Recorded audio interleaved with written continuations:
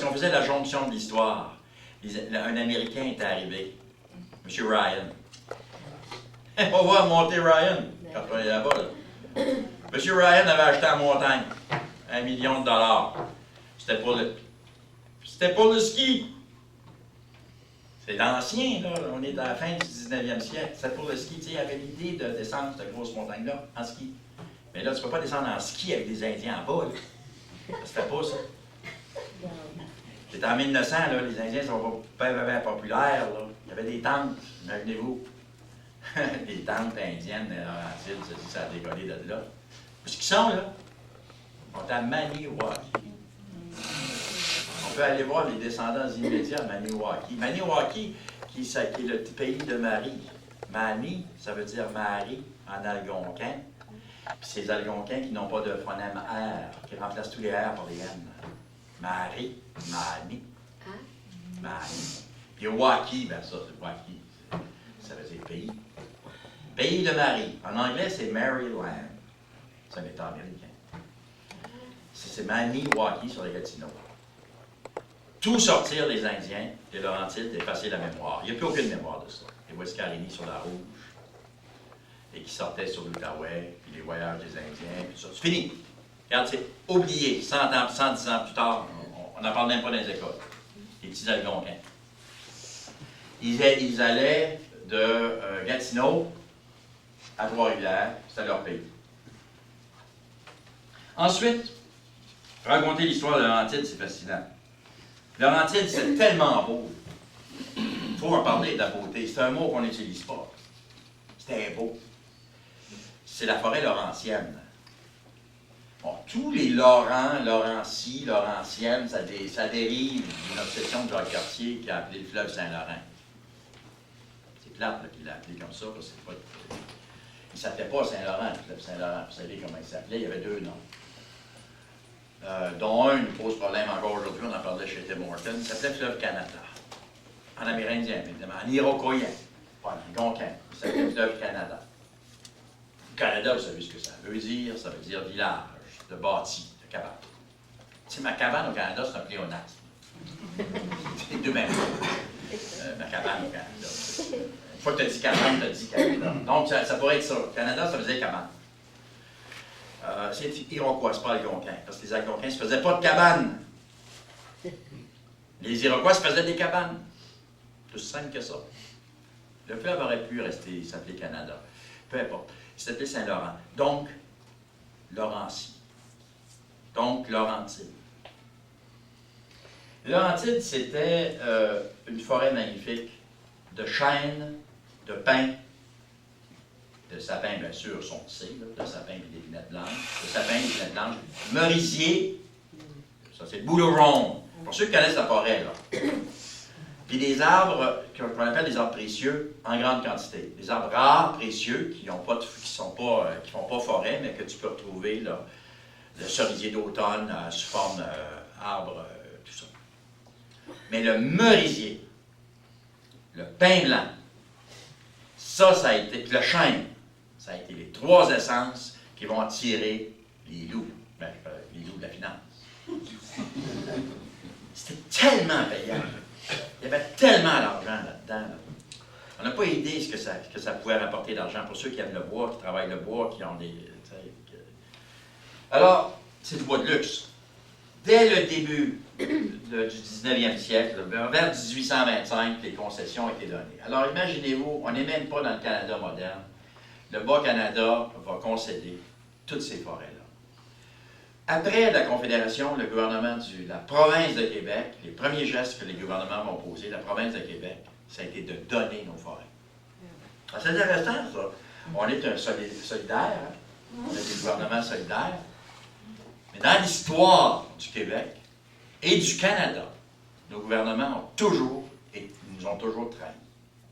Mais toujours, puis je ne parle pas de politique ici, là. Je parle historiquement. Tu sais, on est un drôle de pays, le Canada. Et les États-Unis d'Amérique peuvent toujours raconter leur histoire, c'est histoire. Puis de toute façon, d'autant plus qu'ils manquent comme des arracheurs de dents, ça fait une maudite belle histoire. Mais là-dessus, ils ont appris ça des Français. Il n'est pas plus menteur que le Français qui raconte l'histoire de France. Mais le Canada, qu'est-ce que tu vas raconter? Ce pays vient au monde à cause de la naissance des États-Unis d'Amérique. C'est pas un pays, il n'y a pas personne qui s'est levé le matin et qui dit « Hey, on fait le Canada! » Parce qu'on s'aime, nous autres, les Anglais et les Français, on se met ensemble. On se fait le pays Canada, des Anglais et des Français ensemble, on va montrer au monde entier qu'on peut s'entendre. C'est pas ça pendant tout ce qui s'est passé. Les États-Unis d'Amérique sont apparus, le Canada est apparu par défaut. Personne qui le voulait, c'est un maudit pays-là. Puis là, t'es pogné avec des loyalistes, là. Sorte de monde qui arrive des États-Unis qui n'ont pas voulu vivre sous les États-Unis indépendants, puis ça arrive en courant, là, puis c'est tout désespéré, ça arrive avec leur esclave noir, puis ça arrive. Les fameux orangistes, là, loyalistes. Puis ils rencontrent des Canadiens français dans la vallée du Saint-Laurent, qui ont toutes bien défriché, des belles fermes, tu sais, tout. Puis ils ont tout de suite dit aux autorités britanniques que sacrez-nous ça de. On veut la vallée du Saint-Laurent, ça presse. Et là, les Anglais ont une réunion, puis c'est vrai qu'ils ont envisagé la déportation. Mais là, il y en a un qui a dit, qui est un peu plus intelligent, il dit, sais-tu que c'est de l'ouvrage maudit, ça? Jamais ils voudront, d'un, ils vont. Ils sont dangereux, ces gens-là. C'est quasiment des sauveurs. C'est des morceaux d'histoire qu'on a oubliés, là. Oui. Nous autres, ben là, on s'est dépoignés avec les loyalistes dans le Haut-Canada. C'est du monde fin, pas fin. La question n'est pas de savoir s'ils sont fins, s'ils sont pas fins. Ils sont loyalistes, orangistes. Là, on s'est retrouvés deux sociétés de malades mentaux, quasiment. Nous autres, nos curés qui prennent le territoire, qui font de la géopolitique. C'est pas des farces, on a vécu d'une théocratie. Nos curés, nos monseigneurs qui vont faire la politique à coups de crucifix, puis de toponymie. T'as pas l'air de faire une paroisse, on a passé tous les martyrologues. Tous des saints partout, tu sais, c'est pathétique, ça. Saint-Blain, Saint-Cunégonde, Saint-Macrin, Saint-Truc, t'as des saints partout. Les curés étaient désespérés à chaque fois qu'ils ouvraient une nouvelle paroisse. Ils ne savaient plus, ils se regardaient, ils écrivaient des lettres. Je vais l'appeler comment, moi, là? Saint-Jovite, c'était le grand brûlé. Saint-Faustin et Saint-Jovite, il paraît que c'est deux martyrs, les frères, qui ont été brûlés en même temps. Saint-Faustin et Saint-Jovite. Ça nous dérange-tu, nous autres? Moi, je ne connais pas Jovite, je ne connais pas Faustin, puis je ne vais pas élever cochon avec eux autres. Mais on est pognés avec deux noms de même. Saint-Faustin. Puis c'était la grande repousse, puis le grand brûlé, c'était des beaux noms. Chute, un peu plus, puis le Mont-Tremblant serait appelé Mont-Saint... tu sais, Saint-Cocon, n'importe quoi. On a changé un peu. J'étais la semaine dernière à Mont-Laurier. Il y avait énormément de monde, on jasait, puis je disais, c'est pas possible que Mont-Laurier ne change pas de nom. Wilfrid Laurier, là, il n'y a personne qui veut prendre un café avec ce gars-là. Je peux vous le dire, moi, je le ferai l'histoire de Wilfrid Laurier, là. C'est terrible. C'est une sorte de Pierre Elliott Trudeau à 10e puissance. Un dandy, un gars qui méprisait beaucoup de gens, puis qui a fait de tort à beaucoup de gens. C'est pas un gars intéressant. Wilfrid Laurier. La place s'appelait Rapide à l'Orignal. Ça s'appelle Mont-Laurier, en son honneur. Tu sais, tu veux mourir. Remarquez, on a la même société, on est à l'aéroport de Pierre Elliott Trudeau. Nous autres, on n'a rien de trop. Pas de mémoire. Oui, mais ça, John F. Kennedy, il y a des boulevards à Tunis, il y en a un aussi. Il y en a un aussi à Tunis, puis il y en a dans toutes les villes du monde. Pauvre John F. Kennedy. Mais ceci étant dit, les Laurentides, ça a été du bois donné. Donné à des gens qu'on ne connaît pas, que vous ne connaissez pas, qui ne sont pas d'ici, qui ont fait des fortunes immenses. Bon, puis je suis anglophone, il aurait pu être n'importe quoi. C'était des anglophones. C'était le Family Compact. C'était tout du monde qui se connaissait, beaucoup de Montréalais. Mais des Montréalais, pas trop d'attaches. Parce qu'il y a une séquence économique dans le pays Canada. Le Canada est devenu relativement riche, a fait ce qu'on appelle créer de la richesse, fait de l'argent, d'une drôle de façon. Pas beaucoup de pays dans le monde qui ont fait ça. Nous autres, on fait ça. C'est la fourrure. C'est la fourrure. qui a fait des paquets d'argent. Mais c'est de l'argent qui a été concentré dans une sorte de capitalisme sauvage dans les mains de quelques-uns. Des générations de trappeurs, de fourrures, c'est le castor, en fait. C'est le castor. Mais rendu au 19e siècle, le castor est rendu dans le nord, il est rendu dans l'ouest, ça ne concerne plus tellement l'est, qui passe à autre chose. Il passe au bois. L'argent de la fourrure a été recyclé dans la banque, le chemin de fer et l'exploitation forestière. Les trois choses qui tiennent ensemble. À quelle banque qui vient au monde? La Banque de Montréal. La plus vieille banque du Canada. L'argent du castor. Le Canadien Pacifique. Qui c'est qui finançait le Canadien Pacifique? La Banque de Montréal. Le Canadien Pacifique, son logo, c'est un castor. Puis là, le bois, c'était l'autre grande activité économique.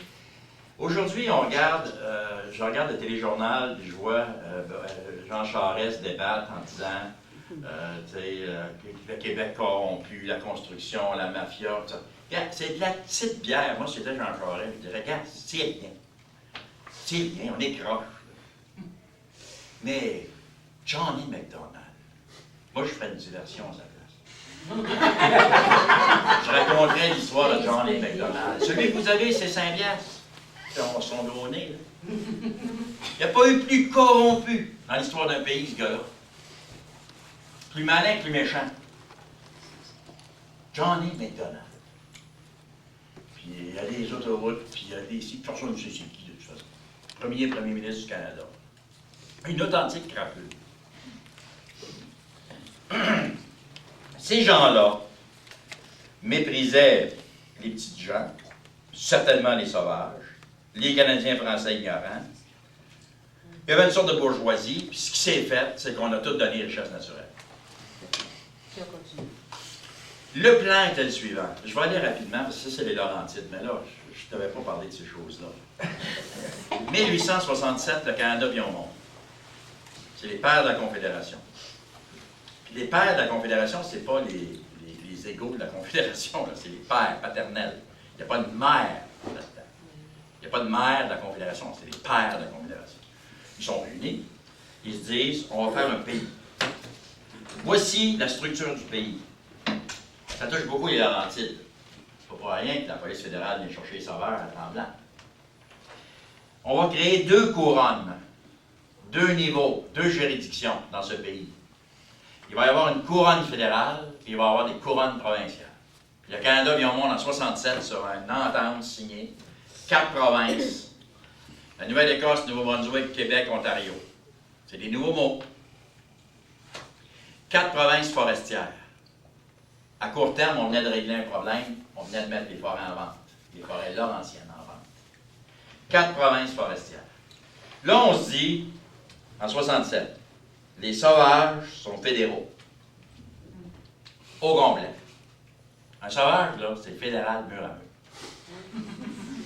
Puis ça a été, la règle du jeu, c'est en 67. La province dit, moi, le sauvage, je ne connais pas ça, je ne sais pas ce que c'est, puis je ne fais rien avec ça. Les sauvages sont fédéraux, c'est ton problème à Ottawa. La nature est provinciale. Toute la nature est provinciale. C'est quoi la nature? C'est les arbres, les forêts debout, les animaux sauvages. Et c'est écrit dans la Constitution première, tous les animaux sauvages sont provinciaux, sauf ceux qui voyagent à l'étranger.